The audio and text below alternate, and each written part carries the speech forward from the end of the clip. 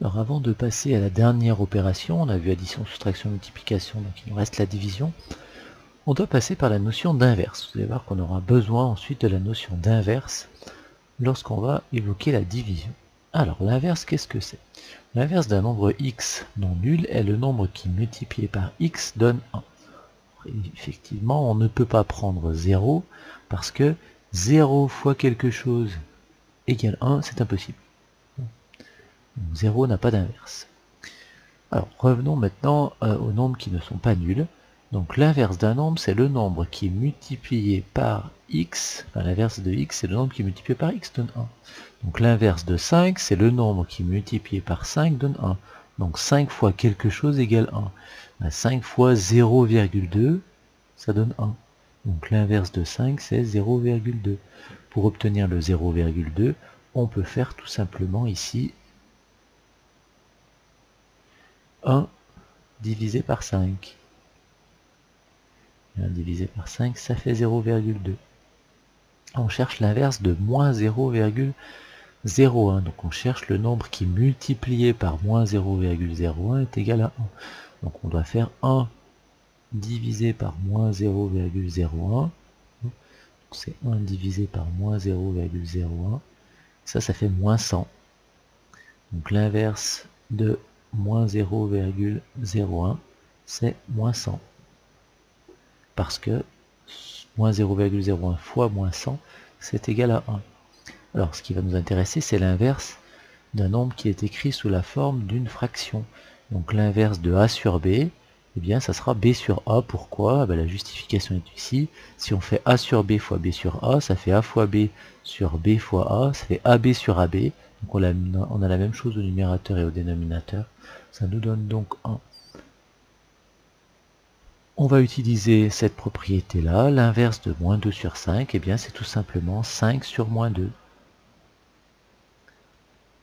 5 sur moins 2, si on veut l'écrire sous la forme d'un nombre décimal, ça fait moins 2,5. Et on pourrait justifier que c'est bien l'inverse, car moins 2 sur 5 fois 5 sur moins 2, eh bien on fait moins 2 fois 5, ça fait moins 10, 5 fois moins 2, ça fait moins 10, et moins 10 divisé par moins 10, c'est égal à 1. L'inverse de 1 demi, c'est 2 sur 1. 2 sur 1, c'est égal à 2. Et on justifie de la même façon. 1 demi fois 2 unièmes, ça fait 2 sur 2, et c'est égal à 1. Donc l'inverse d'une fraction sous la forme a sur b, c'est tout simplement b sur a. Donc quelque part, c'est assez logique, puisque on va inverser le numérateur et le dénominateur. Alors, petite parenthèse, il y a une autre notion qu'il ne faut pas mélanger avec l'inverse, c'est l'opposé. Donc l'opposé d'un nombre, c'est le nombre qui additionné, donc alors attention, c'est plus multiplié, qui additionné à x ne donne pas 1 mais donne 0. Donc l'inverse, c'est relié à la multiplication, l'opposé, c'est relié à l'addition. Il ne faut vraiment pas confondre les deux. Justement, compléter avec les mots inverse ou le mot opposé. Moins 5 est 2, 5. Donc la question qu'on se pose, c'est est-ce que moins 5 fois 5 est égal à 1, dans ces cas-là c'est l'inverse.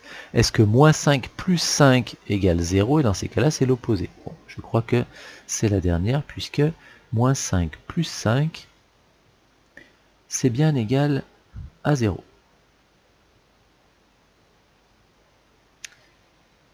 « 0,5 est de 2. Donc si on les multiplie, 0,5 fois 2, si ça donne 1, c'est l'inverse. Si on fait 0,5 plus 2 et que ça donne 0, c'est l'opposé. Déjà 0,5 plus 2, ça ne fait pas 0. Et 0,5 fois 2, ça fait bien 1. Donc c'est bien l'inverse.